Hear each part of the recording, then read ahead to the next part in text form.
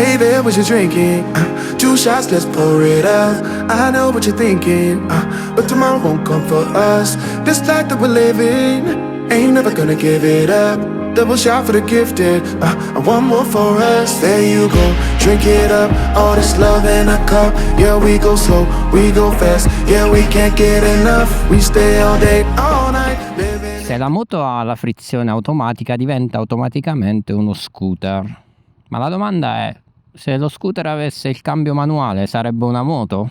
Ciao amici e benvenuti in questo nuovo video a bordo della Honda NX 500 2026, modello che quest'anno introduce di serie e allo stesso costo dell'anno precedente l'e-clutch. L'ho ritirata da circa una settimana, siamo in pieno rodaggio, quindi a 600 km, e la sto utilizzando quasi esclusivamente con l'e-clutch, anzi direi solo con quella, non ho mai provato a disabilitarla. E questo video di presentazione di questa moto sarà dedicato in particolare a questa nuova caratteristica. Come vedete io ho inserito la prima senza frizione e salgo fino alla quinta sesta utilizzando il cambio come un vero e proprio quick shifter e scalando come un vero e proprio blipper, tra l'altro su una moto dotata di acceleratore a cavo, e quindi non potrebbe avere il blipper. In questo momento sono in seconda, mi riporto a folle,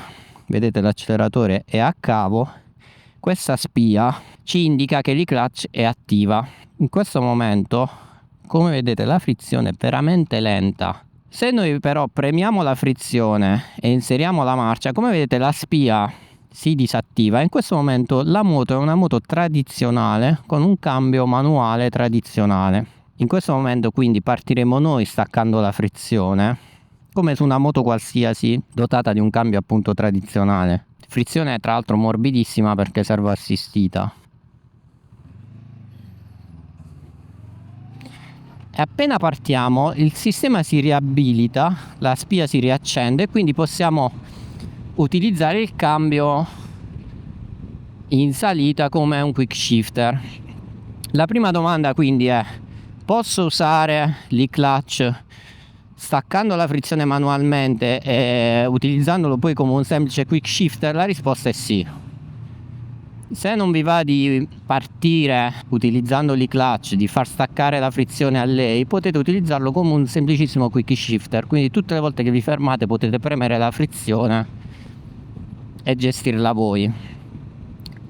Appena vi avviate il sistema si riabiliterà. Vi ricordo che il sistema è escludibile del tutto tramite una funzione sul TFT. A quel punto la moto si comporterà come una moto normale e non entrerà mai in funzione l'e-clutch perché è appunto disabilitato. Altrimenti la forza di questo sistema sta proprio nella possibilità di switchare, di scambiare in tempo reale dal sistema manuale al sistema automatico, e lo fa veramente bene. Lo stesso dicasi se noi vogliamo scalare, per esempio ora usando la frizione. Io ho scalato, per quell'attimo si è disabilitata l'e-clutch, mentre magari adesso scalo utilizzandolo senza frizione. Quindi ragazzi, il funzionamento è veramente ottimo, il sistema è molto ben fatto, facilissimo da utilizzare, soprattutto per chi ha utilizzato in passato il quick shifter, quindi diciamo ha già gli automatismi per salire di marcia e scendere di marcia senza usare la frizione e tenere il gas aperto quando saliamo di marcia. Per quanto riguarda invece la partenza da fermo, ovviamente abbiamo bisogno di abituarci allo stacco frizione, ma in questo caso vedete dovremmo abituarci anche alle persone che non sanno guidare e cambiano direzione all'ultimo momento. Quando per esempio in questo momento siamo in seconda, il sistema ci consiglia di scendere di marcia perché altrimenti farebbe un utilizzo della frizione eccessivo. La frizione potrebbe rovinarsi ovviamente perché partire con le marce alte, il sistema lo fa anche, ma non va affatto bene. Andremmo appunto a usurare tanto la frizione. Quindi parlando di clutch, riassumendo, possiamo disabilitarla in qualsiasi momento da TFT e renderla inattiva e la moto sarà una moto normalissima. Possiamo disabilitarla in qualsiasi momento premendo la frizione e all'istante avremo la possibilità di gestire noi il cambio marcia, il freno motore, tutto quello che vogliamo. Per ultimo, se invece decidiamo di sfruttarla per bene, come ho voluto fare io in questi giorni, in questa settimana, 600 km, devo dire che il sistema è veramente spettacolare.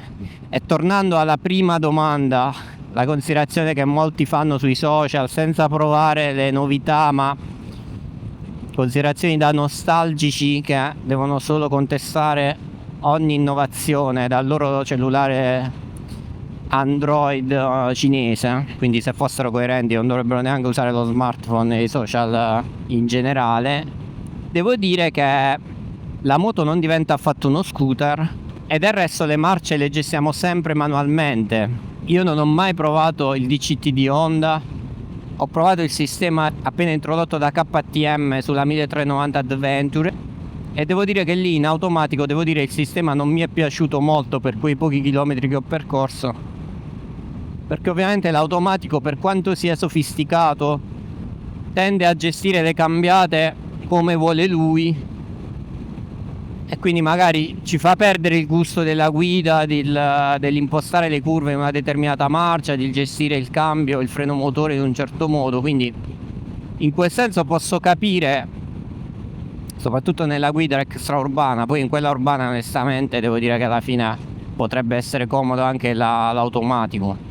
Questo però di Honda, a mio parere, è il sistema nella sua semplicità, come dire, più immediato e completo, perché alla fine è applicabile sulle moto con l'acceleratore a cavo. Quindi appunto una moto come questa, la NX 500, che non è un mostro di tecnologia e a parte il traction control e l'ABS non ha nulla, può avere quindi un cambio di fatto, un cambio elettronico, un quick shifter.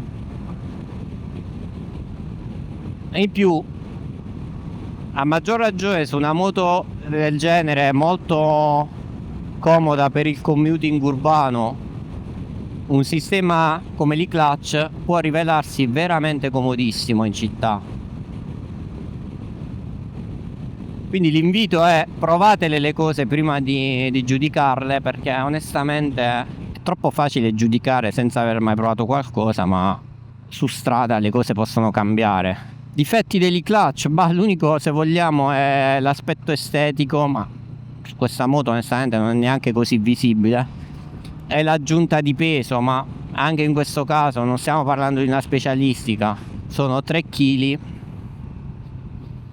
Se proprio vogliamo recuperare qualcosa possiamo acquistare una batteria al litio per 100 euro circa e recuperarne probabilmente 2, oppure cambiando lo scarico, per chi è smanettone vuole uno scarico più leggero, ne recuperiamo altri 2. Ma ripeto, onestamente 3 kg non sono i 10 di un DCT. Approfitto di questo video anche per presentarvi un po' questo nuovo modello. Quest'anno introduce questa nuova colorazione. È un blu molto particolare con qualche piccolo elemento rosso-arancio, più arancio che rosso. Mi è piaciuto molto perché si stacca dai soliti rosso, bianco, nero, che sono le colorazioni tipiche di Honda per questo modello. Posso anche esprimervi una prima idea su questa moto. Devo dire che va benissimo. Ovviamente sono in rodaggio e non sto spingendo più di tanto, ma il motore è un motore molto molto lineare, pochissime vibrazioni e si comporta benissimo, e sui consumi va davvero bene. Si va tranquillamente sopra i 25 al litro, ma si può fare anche meglio. Io sono più o meno su quel dato girando sia in città che fuori. Vi parlo anche un po' dell'ergonomia. Io sono alto 1,73 m, siamo abbastanza inseriti dentro la moto e le pedane sono piuttosto arretrate e non troppo basse, quindi un po' sportive, diciamo. Però tutto sommato per un'altezza come la mia la posizione è comoda, il manubrio è abbastanza vicino, non troppo largo e ha una piega che è rivolta verso di noi. Leva frizione non regolabile, leva freno regolabile su ben 6 livelli. Frizione, come detto, morbidissima quando la utilizziamo.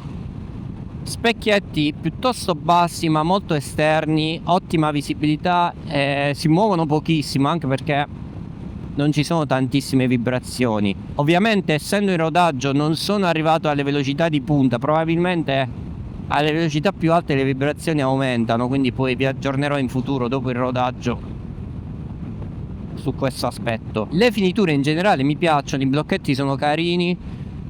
Se quello di destra è il tipico Honda che abbiamo visto su tanti modelli, questo di sinistra è più innovativo per la gestione del TFT, quindi ha una croce direzionale, tra l'altro retroilluminata.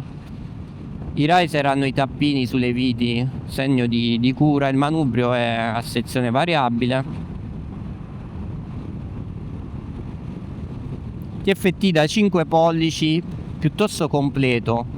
Mancano solo 2 dati che sarebbero anche importanti: la temperatura esterna e soprattutto la temperatura motore. Per il resto invece è molto completo. Tra l'altro ha un sacco di impostazioni sui preferiti, sulla gestione delle informazioni che vogliamo far scorrere in basso. È configurabile anche con il telefonino, ma al momento non ho ancora provato queste caratteristiche. La mia intenzione è di sfruttare un CarPlay sul traversino piuttosto che utilizzare la navigazione turn by turn del sistema Honda. Una funzione comoda che non avevo mai trovato su nessuna moto che ho avuto in passato è il reset automatico del trip A quando facciamo benzina. In pratica, se la benzina aumenta più di 2 tacche rispetto al valore precedente al rifornimento, possiamo decidere di far resettare in automatico il trip A per contare chilometri appunto dall'ultima sosta a benzina. Per me, che è un'abitudine che facevo manualmente sempre, quando faccio benzina faccio il reset di uno dei 2 trip, devo dire che questa funzione è davvero comodissima. Questa mattina faremo un giro qui sul Gargano, salendo un po' di curve e scendendo anche, proprio per completare il rodaggio. Siamo a 626 km, fra qualche giorno abbiamo il rodaggio dei 1000 e appunto da quel momento in poi potremo sfruttare un po' di più il motore. E la mia intenzione è anche di portare questa NX a fare un giro in Abruzzo con amici per vedere come se la cava in un giro un po' più lungo. Molti lamentano una sella un po' dura e scomoda. Devo dire che in realtà non è così dura. A mio parere bisogna solo farci un po' l'abitudine. L'escursione delle sospensioni non è così importante, ma il sistema ProLink garantisce, secondo me, un buon livello di comfort. Chi mi segue sa che ho venduto la GB350S, che doveva essere la moto da tutti i giorni o da giretti spensierati nelle mie intenzioni, una moto davvero bella, ma che purtroppo per me si è rivelata davvero scomoda a livello di ammortizzatori, causandomi problemi alla schiena. Nonostante tentativi, cambio sospensioni, Öhlins eccetera, non sono mai riuscito a risolvere del tutto. Quindi alla fine l'unica soluzione è stata di darla in permuta e di prendere un'altra Honda. Avevo 2 opzioni: o tornare al CRF, una moto che a me è piaciuta molto ma che non sfrutto appieno perché io non faccio enduro, quindi neanche soft, quindi alla fine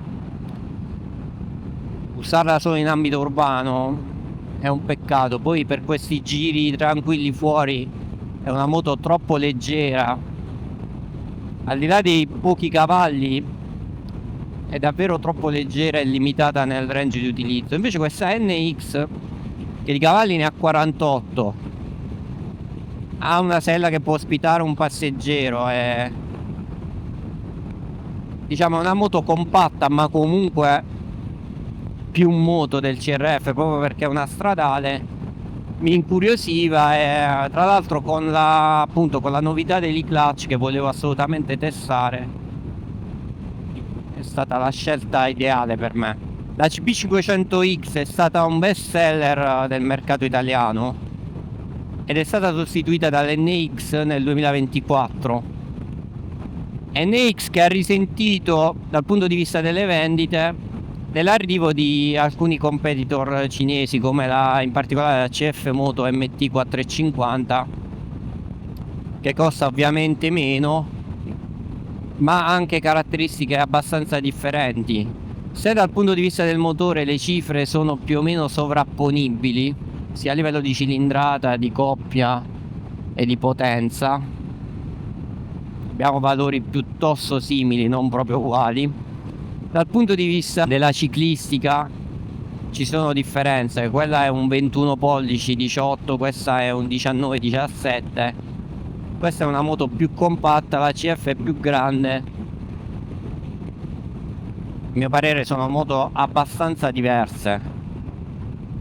Sicuramente la CF attira di più sia per il prezzo sia per un'estetica che richiama di più le moto adventure tipo la Tenere, insomma moto affascinanti.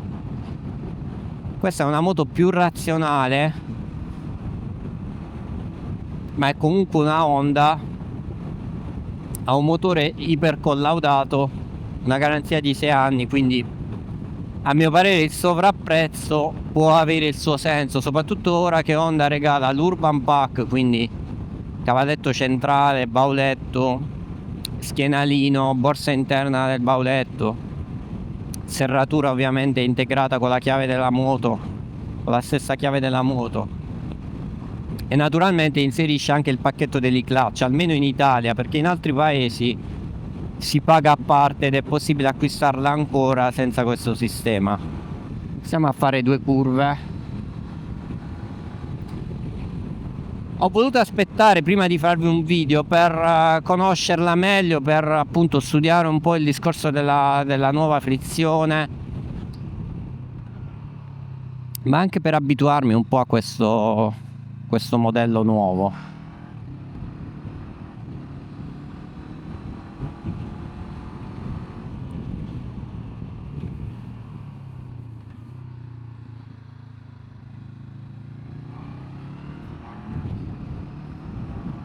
La moto, come detto, è molto compatta, ha un interasse non troppo lungo, ma al tempo stesso ha un'ottima stabilità. Come tutte le Honda si guida bene, ci fa sentire subito a casa. Questo è l'anno della Transalp, tra l'altro anche la Transalp ha avuto come aggiornamento in dote l'e-clutch di serie. E in molti appunto acquistano la Transalp perché è una moto, diciamo, dal nome importante, dalla qualità prezzo ottima. Anche lì c'è un discorso di 21 sull'anteriore, tra l'altro con le camere d'aria. Ecco, io penso che molti che acquistano la Transalp per un uso urbano potrebbero anche rivolgersi a questa moto. È chiaro che se vogliamo fare viaggi abbiamo un tipo di utilizzo differente, i cavalli in più e la cilindrata maggiore ci portano dei vantaggi, però per un uso esclusivamente urbano o se vogliamo fare giri tranquilli e avere una moto dal prezzo più competitivo e secondo me dalle caratteristiche più stradali, perché qui abbiamo un 19 pollici con cerchi in lega, tra l'altro molto belli e ben fatti, io non sottovaluterei questa NX. Il motore sale bene, ragazzi, anche su queste salite. Chiaramente si deve ancora slegare, ma quello che mi piace di questi motori Honda è proprio la linearità. Come sapete io in garage ho un SMT e un Duke 790, quindi ho delle moto tendenzialmente un pochettino nervosette, che non amano proprio passeggiare. In città scaldano tantissimo, in particolare l'SMT proprio è allucinante. Invece questa devo dire che usandola nel casalavoro tutti i giorni la sto trovando, nonostante le temperature altissime di questo periodo, sto trovando comoda anche in quel senso, non scalda molto, come detto consuma poco, è pratica in ambito urbano, assorbe bene le buche, ovviamente rispetto alla GB ha più potenza. Questo motore poi così lineare ci consente anche a volte di tenere il rapporto in più senza protestare più di tanto. Ovviamente perderemo qualcosa in uscita di curva, ma non avremo una moto che scalcia o protesta, ecco. I freni sono davvero buoni, davanti abbiamo un doppio disco, quindi rispetto alla vecchia CBX che ne aveva uno nei primi anni c'è stato un netto miglioramento. Ma anche il posteriore frena bene e ha un bel comando, molto ergonomico, diciamo.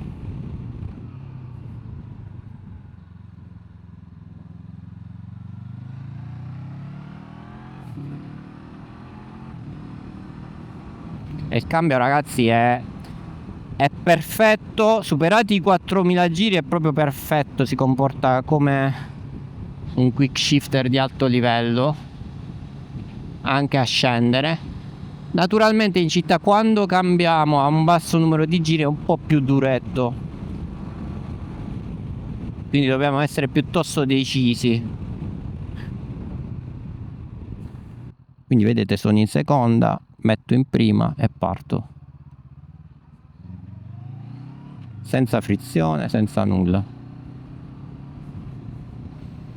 Quando invece ci troviamo nella situazione di voler gestire tutto manualmente con la frizione, perché ragazzi capita, la frizione a mio parere, da un lato io capisco chi è un po' contrario ai sistemi che la eliminano del tutto, perché in certi momenti è comodo usarla per gestire la moto a basse andature, per avere più controllo, semplicemente perché ovviamente siamo nati e cresciuti con la frizione. Quindi a mio parere questo sistema così ibrido e ben funzionante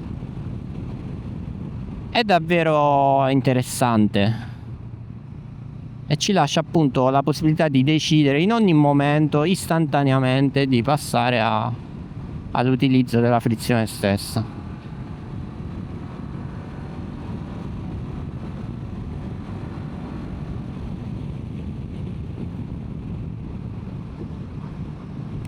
Per quanto riguarda il comparto sospensioni a cui ho accennato prima, devo dire che la Forcella non affonda molto, è una Showa Big Piston che si comporta piuttosto bene,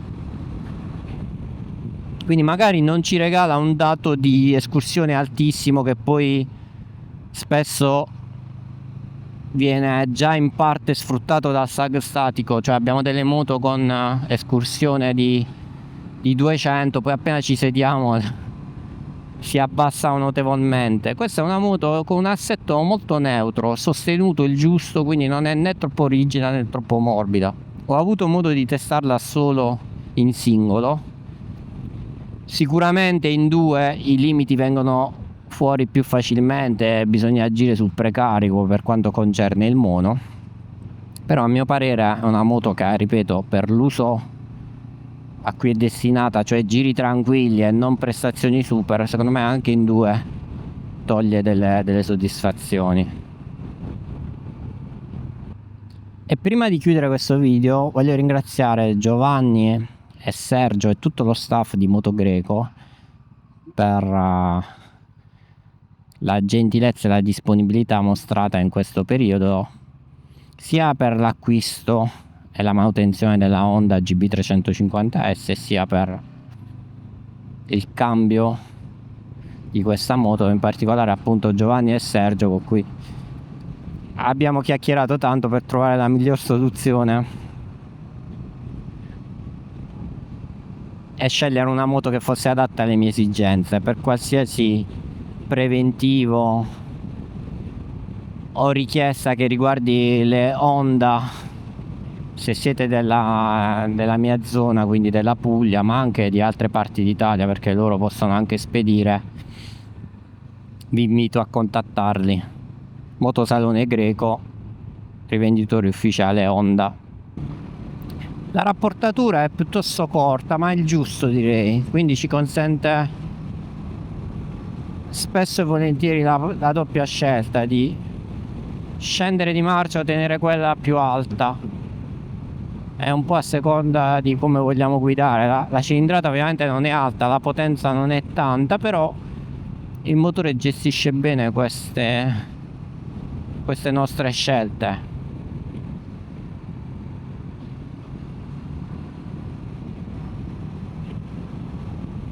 Poi, come detto, in generale c'è una grande sensazione di equilibrio, data anche dalla 19 che rimane la giusta via di mezzo per una moto stradale con queste caratteristiche.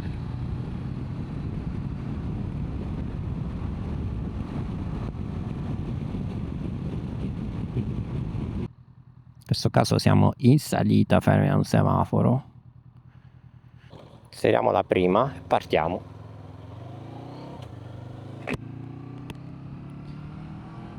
Diciamo che in salita ci semplifica ancora di più le operazioni, non dovendo gestire noi la frizione manualmente.